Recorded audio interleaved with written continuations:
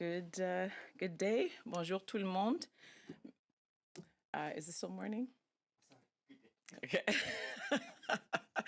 It's sometime today, and it's Friday, so, already that's a start. Thank you for being with me today. Merci d'être avec moi. Aujourd'hui, c'est une de ces journées où je suis très contente parce que c'est une de ces journées où je vois un petit peu les résultats de nos efforts comme Parti vert. Nous avons eu des autres bons résultats dans le passé. Notre travail sur les centres de soins de longue durée, assurer que les résidents soient vaccinés, sur la prestation d'urgence que le gouvernement voulait avoir payée. On avait eu succès sur ça, sur assurer que les gens dans les zones de faible revenu soient vaccinés d'une manière urgente. Et aujourd'hui, si je comprends bien, je crois qu'il y aura une victoire en ce qui concerne le COVAX. L'initiative COVAX qui est là pour assurer que les pays pauvres et de moyens revenus soient vaccinés, que les gens dans ces pays soient vaccinés.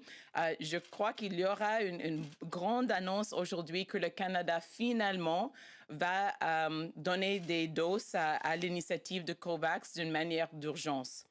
Alors, comme vous savez, ça fait plusieurs mois que le Parti vert est là, organisé, milité, à pousser le gouvernement pour assurer que nous allons participer dans cet appel global pour les vaccins. Nous sommes le seul pays parmi les pays du G7 d'avoir pris des doses du vaccin. De l'initiative. Alors, j'espère qu'aujourd'hui, il y aura un calendrier complète pour établir combien de doses le gouvernement canadien et aussi les gouvernements des autres pays du G7 vont donner d'ici fin juin, parce que c'est ce que le COVAX a demandé, et aussi combien aura distribué, à combien de gens seront vaccinés globalement d'ici le fin d'octobre. Et ça, c'est devant le réunion du G20. Alors, nous allons essayer de continuer avec le bon travail et les bonnes nouvelles, parce qu'on sait que si le sommet G7 est un sommet sur l'état de la vaccination globalement, c'est aussi un sommet sur le climat. Le Royaume-Uni est est l'hôte de prochaine COP26. Et c'est le moment encore où le Canada a la chance pour dire qu'il allait faire les choses qu'il n'a pas fait dans le sommet qui était créé par le président des États-Unis, où nous avons annoncé une faible cible de 40%. Alors, deux choses qu'on veut voir dans le sommet pour le Canada dans les prochains jours. D'abord, qu'on annonce que nous allons joindre nos pays partenaires comme le Royaume-Uni en établir une cible qui corresponde aux sciences. Dans notre cas, ça veut dire une cible de 60% ou plus de réduction de gaz à effet de serre d'ici 2030, en dessus des niveaux de 2005. L'autre chose, c'est qu'on veut voir le Canada prendre le modèle du Royaume-Uni, qui est le meilleur modèle du monde d'un projet de loi sur la comptabilité pour le climat. Notre projet de loi C12 est un indicat, et le Royaume-Uni, grâce à leur loi qui est beaucoup plus forte, avec beaucoup meilleurs standards, ils ont réussi à réduire le gaz à effet de serre de 43% des niveaux de 1990. Alors, on veut voir notre gouvernement annoncer qu'ils vont créer une cible pour les premières 5 années du projet de loi C12, qui vont créer un budget de carbone, parce qu'il faut avoir un budget de carbone dans un bon acte. Et aussi qu'ils vont créer un conseil indépendant qui fait le rapport au Parlement et pas directement au ministre. So I was saying that, in this job, you take the little victories when they come, how they come. And, along the way, there have been a few in the half year or so that I've been in this role for the Green Party and the work that we've been trying to do. There was long-term care and ensuring that residents got vaccinated on an urgent basis, making sure that people in low-income communities with lots of essential workers got vaccinated on an urgent basis. The push that we made as a party to ensure that those who had received the CERB in good faith were not getting that clawed back. And then now today, I think that it is wonderful news that's on the horizon. And again, I haven't seen the news for a while, so I don't know if it's been announced yet. But as I understand it, Canada is finally going to respond to the global call of the COVAX facility and finally commit to donating doses. And so as long as the government of Canada commits to donating a specific amount of doses by a specific timeline, and one that corresponds with the timeline that COVAX has asked for, which is that they need a massive injection of doses before the end of this month, then we will certainly be happy. We will certainly be celebrating, and we will certainly be thanking the Prime Minister. We also want to make sure that there is a calendar for global vaccination that comes out of the G7 summit. Particularly, we want to see a firm commitment about how many doses will be given to COVAX, how many doses will be distributed globally, and how many of those doses will be in arms before the G20 summit in October. So we're going to try to keep the good news rolling for the G7 summit. We're hoping that Canada comes home with more good news for us, because as much as the summit has been a summit on the state of global vaccination, it has also been a summit and should be a summit on the state of our efforts to tackle the climate crisis. The United Kingdom, which is hosting the G7, is also the host of the COP26 that will be coming up later this year. They are extremely ambitious on their targets. They have the gold standard for climate accountability acts, and I'm hoping that Canada will use the occasion of being in the UK and seeing their tremendous results to announce itself that it is going to align itself with the global consensus in G7 states as to what needs to be done. So two things specifically. This is the next opportunity that we have to announce a climate target that corresponds to the science. We have been told that our fair share is 60%. The EU has a target of 55%. The United Kingdom has a target of 78%. We need to be as ambitious as our neighbors, and this would be the perfect occasion for Canada to adjust up its target. And then secondly, taking the UK example, in our own Bill C-12 Climate Accountability Act, we want to see the things that have made the UK Act the gold standard. First, we need to ensure that there is a 5-year target embedded in that act. We also need to ensure that there is a carbon budget which sets out how much carbon we can use up in every year leading up to 2030 and then up to 2050. We also need to ensure that there is an independent council attached to this act. As it stands, we have a council that is embedded within the ministry. It is one that it's one that reports to the minister as opposed to Parliament, and it doesn't have the climate scientists that it needs to do its work effectively.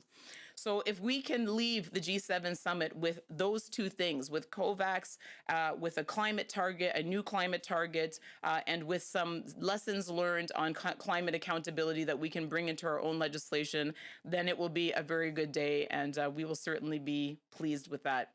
Thank you very much.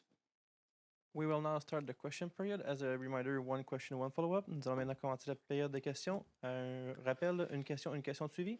Opérateur, avons-nous une première question? Thank you, merci. Please press star 1 at this time for any question. Veuillez s'il vous plaît appuyer sur étoile 1 maintenant pour poser une question. Our first question, notre première question est de Laurence Martin de Radio-Canada. Please go ahead. La parole est à vous. Oui, bonjour Madame Paul. L'aile québécoise du Parti vert demande votre démission comme chef. Je n'entends pas très bien, désolé. Je crois que oui. Est-ce que là, vous m'entendez? Oui, c'est beaucoup mieux. OK, parfait. OK. L'aile québécoise du Parti vert demande votre démission comme chef. Je me souviens quand on s'était parlé, quand vous avez été nommé comme chef, vous m'aviez dit, moi, mon rôle dans le parti, ça va être d'amener plus de députés. Il faut qu'on gagne plus de sièges. Là, vous venez de perdre un siège. Est-ce que vous pensez qu'il est temps pour vous de peut-être tirer votre espérance comme chef? Merci pour la question et je sais que non, la vie pour les politiciens est parfois très courte, mais je crois que ça serait non, un peu excessif de le raccourcir non, juste 6-7 mois. Notre parti a eu une course à la chefferie dans l'année 2020. C'était une course très longue, très compréhensive, un cours de plus de 8 mois où j'ai fait des centaines de rencontres avec nos membres, avec nos associations, avec le public. J'ai gagné l'élection avec un grand mandat, avec une grande différence entre moi et la prochaine personne. Alors, je crois que j'ai reçu un mandat fort, un mandat pour un projet de diversité, démocratie et aussi audace. Je suis là pour faire le travail. Je suis déçue d'avoir perdu un de nos députés, mais nous ne sommes pas le premier parti d'avoir perdu un député, nous ne serons pas le dernier. Oui, les membres éventuellement auront une opportunité de passer jugement sur mon progrès. Je vais continuer de faire mon travail jusqu'à le moment non, on décide que c'est mieux de me remplacer. Mais je ne crois pas que c'est ce moment, surtout pas après la course à la chefferie qui vient juste de passer et pas après que une petite 6-7 mois d'ancienneté. Il y a plusieurs membres de votre parti qui critiquent les propos de Noah Atman à l'égard de Jenica Atwin, à l'égard de Paul Manley sur toute la question israélo-palestinienne. Est-ce que vous pensez que M. Atman est allé trop loin dans ses propos et est-ce que vous vous excusez ou est-ce que vous pensez que vous auriez dû le laisser aller plus tôt? J'ai toujours été consistant sur le fait que, bon, pas le fait, mais mon approche à ces questions. Notre parti est un parti qui croit dans le dialogue. Moi, j'étais attirée à notre parti parce qu'on voulait créer une différente culture, soit dans notre parti, soit dans la vie politique ici au Canada. C'est là dans notre code pour nos membres qu'il faut d'abord demander des excuses, essayer d'avoir une réconciliation, essayer d'avoir une résolution. Les personnes qui étaient impliquées dans cette situation étaient des personnes qui ont travaillé d'une manière très proche pour plusieurs mois. Alors, c'était tout à fait normal et pour moi d'essayer de faciliter une résolution. Je n'ai pas de regret d'avoir essayé de faire ça. Je vais le faire dans le futur. Il faut qu'on vive nos valeurs. Et dans ce cas, même si je n'ai pas réussi, je crois que c'est la chose à faire. Il faut avoir plus de dialogue, moins de division. Et il faut faire le travail si on veut avoir éventuellement une meilleure culture dans notre vie politique. Merci, opérateur. On a une prochaine question? Thank you. Merci. À titre de rappel, veuillez appuyer sur étoile 1 maintenant pour poser une question. Once again, please press star 1 if you have a question.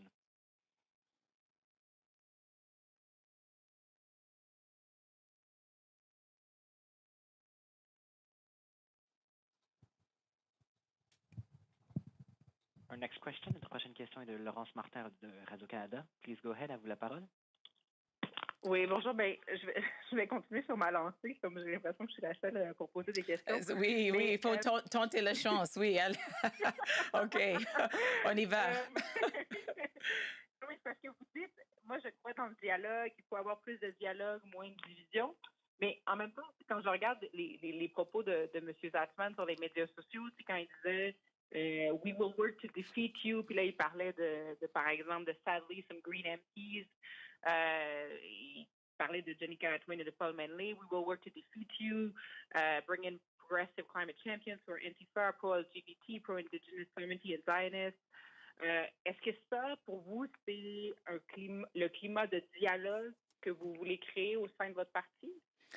Oui, bon, ça n'est pas un dialogue. Ça, c'est une post sur les réseaux sociaux. Peut-être juste pour donner un exemple concret, quand je dis que j'essaie de vivre mes valeurs et je veux encourager nos membres de vivre leurs valeurs. Comme vous le savez, moi aussi, j'ai reçu, il y avait un post de notre ancienne députée qui était énormément critique de moi. Je n'avais pas une préavis que ce serait posté dans les réseaux sociaux. C'était assez blessant. C'était quelque chose qui a provoqué beaucoup de négativité, mais j'ai pas répondu non, d'une manière fermée, d'une manière négative. J'ai rien posté moi-même, j'ai rien dit de négatif. J'ai cherché à de laisser les voies ouvertes pour une conversation. Alors ça, c'est un exemple concret et je vais toujours le faire. Je ne serai jamais un chef pour dire des choses négatives contre nos membres ou nos députés. Je cherche toujours à être positive, de travailler d'une manière collaborative. Et je crois que mon record jusqu'à ce point est très clair sur ça. Si je n'ai pas quelque chose de positif à dire, je ne dis rien du tout. Et quand j'ai l'opportunité d'essayer à créer des ponts, je vais essayer de le faire. Before I ask my second question, I'm just going to ask you to repeat this in English. Sure. So my question was about, you say you want to create dialogue, but at the same time, Noah Zatzman, for instance, posted on social media, we will work to defeat you, referring to some Green MPs. Is this what you call dialogue? That was a post that certainly was not dialogue. When I speak about dialogue, it is an exchange between one or more people. And as I said, it's very important for me, both as the leader of this party, but also as a member of the community, as a parent whose children are old enough to be following her political career very closely, to really model my values, to live my values every day, even when it's hard. And so just a concrete example of what that looks like. You will know that the first post in this series of posts, none of which, of course, were mine, was one by our former MP, going after and questioning the statement that I had put out, and questioning the adequacy of it. That led, of course, to negative posts and other things, and of course, it hurt. But I did not respond in kind. I never would respond in kind. I always seek to find a positive resolution, and so that is what I try to do here. And as I said, that's not always going to be successful. But if we are going to propose to Canadians a certain kind of political values, a certain way of interacting with each other, if we're going to go abroad and encourage people who have much more difficult conflicts and long-standing conflicts to resolve them in a peaceful way that includes dialogue, then we have to show how it's done ourselves. And so that's not always easy. It's not always successful, but I will never regret trying to do that. Et juste ma dernière question, puis Okay. je vais laisser la parole à d'autres journalistes. Okay. Est-ce que, and you can answer this in French or in English, but est-ce que, is Noah Zatzman still advising you in any shape or form right now? No, he's not. A no. OK. Parfait, merci. C'est bon. Nous allons Ben, maintenant je vais aller en... laisser la parole aux autres. We'll Merci, now go in the Laurence. room for our first question. Hi, good afternoon, Madam Paul. David Thurton, CBC News. The first question I just want to ask you is about the statement that your MPs released yesterday after your former MP announced that she was stepping down. Basically, what they said is this. They said that the attack against Atwin by your chief spokesperson created the conditions that led to this crisis. So I guess the question to you is, what responsibility does Mr. Zatzman bear for creating this crisis?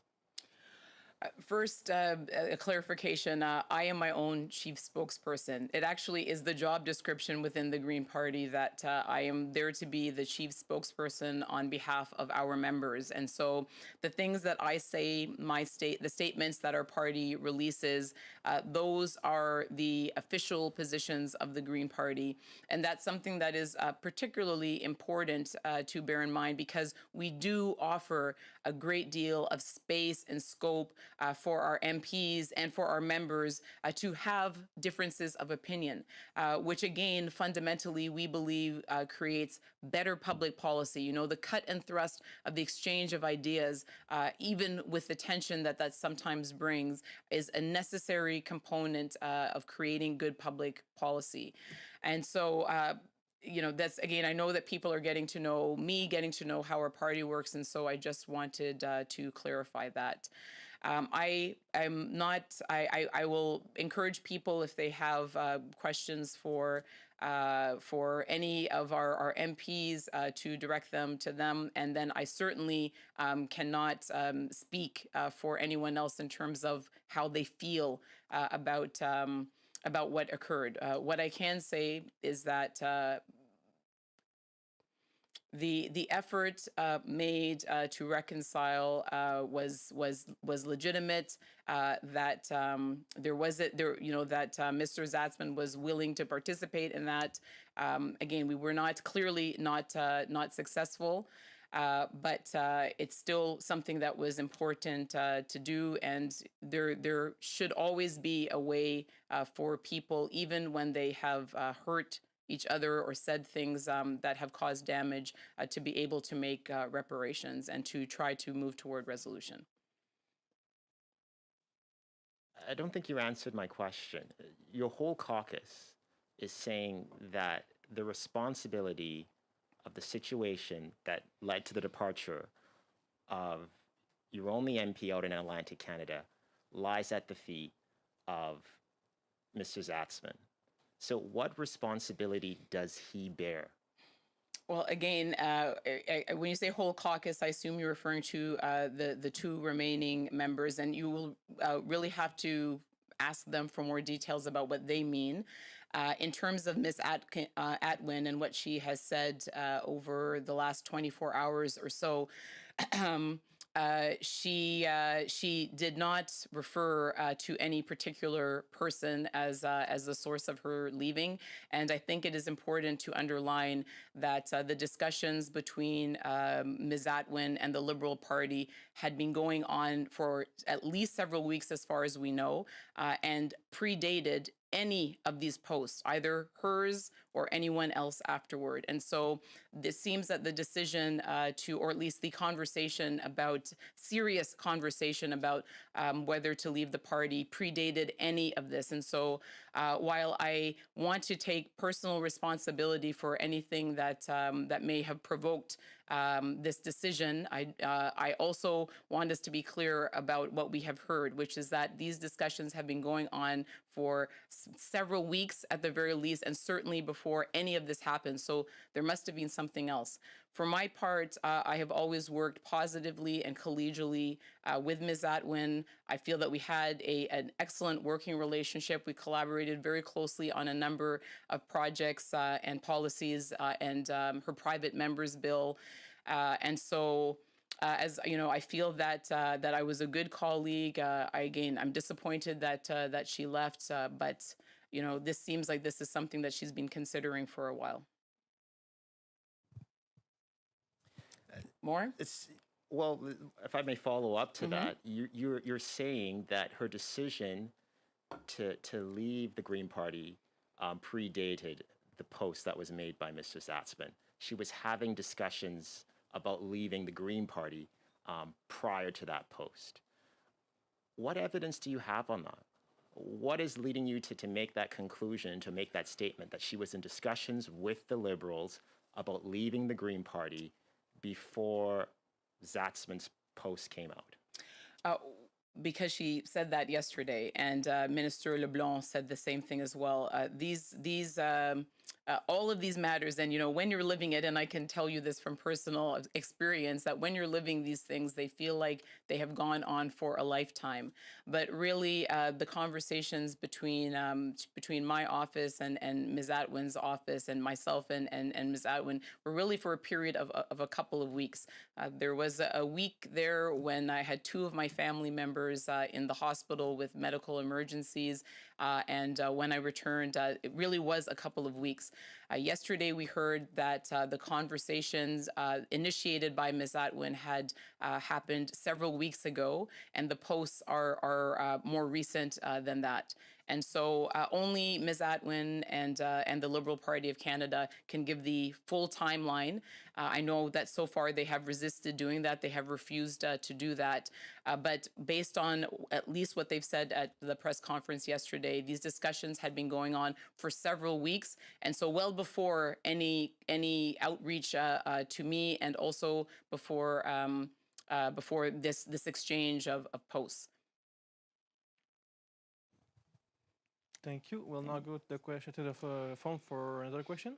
Opérateur, on a une prochaine question. Thank you.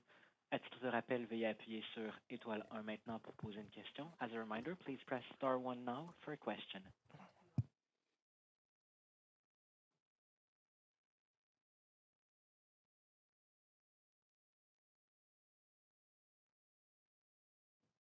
There are no further questions. Il n'y a plus de questions. J'aimerais vous retourner la parole, Monsieur Philippe. You want to go for it with it there?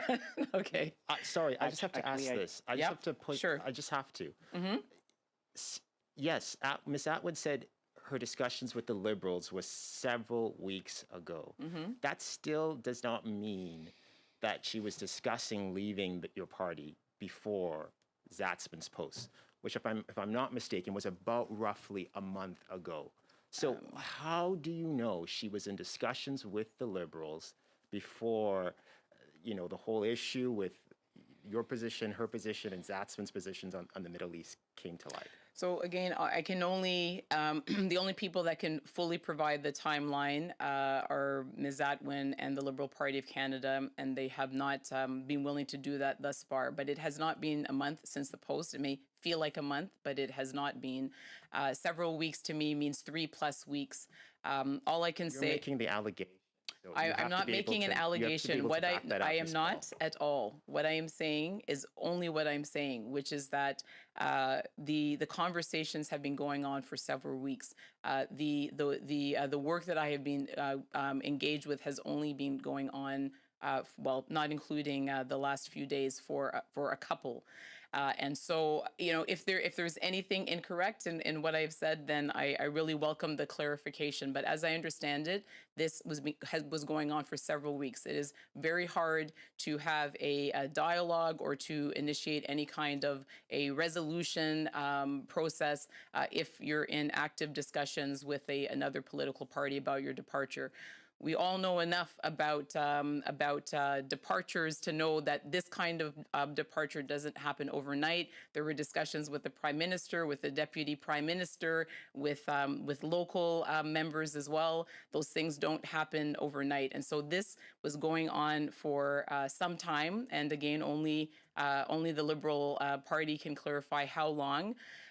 And while I was trying to broker a resolution in keeping with our green values, this was also going on. So those two things are certainly, in my mind, not two things that would ideally you'd want to have happen at the same time. But in terms of the reasons for Miss Atwin going, they're really hers to explain, particularly to the people who have voted for her in Fredericton. I hope that she will. I'm sure that she's having some hard conversations. And as I said, in my case, I tried to do what I thought would be best for not only our party, but also one that would best reflect our green values. I had an excellent working relationship with her.